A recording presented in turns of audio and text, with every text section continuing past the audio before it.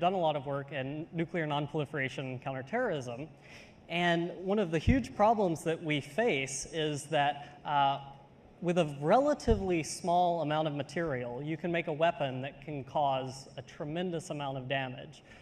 You can think of the attacks of 9/11 that killed thousands of people would be magnified by orders of magnitude if there had been a nuclear weapon used in that similar area.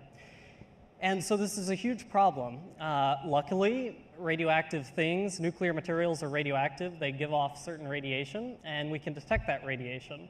The problem is the detectors we have right now for detecting something like weapons-grade plutonium use this really rare isotope called helium-3, which we happen to have a lot of on the moon, but down on Earth, we can only find it in the pits of old nuclear weapons where we suck it out from the decay of tritium. And so these detection systems, if they work, are way too expensive and can't be kind of mass-produced like we need to create a net for nuclear terrorism. And so I developed a detector that essentially replaces the helium-3 with water, which is the most ubiquitous, inexpensive substance on planet Earth. At least that's the active detection medium. There's a few special tricks and a few special ingredients in there, but now you can, for orders of magnitude less, build actually detectors that are more sensitive than the pre-existing systems. So that's one of the things I did.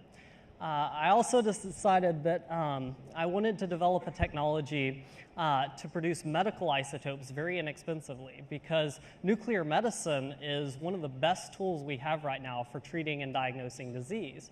PET scans are primarily where this is focused, which is the best way to image cancer. It's actually molecular imaging. Instead of just seeing what's there, you can actually see what's going on. You can track biomarkers, biologically relevant molecules. The problem is these isotopes are very short-lived. You can't inject something in the body that's radioactive for very long. And because of that, you can't stockpile them. So instead of these about an $8 million device that are currently used to produce these isotopes, I developed a system that costs less than $100,000, wheels into the hospital room, and produces isotopes in similar quantities on-site in the hospital.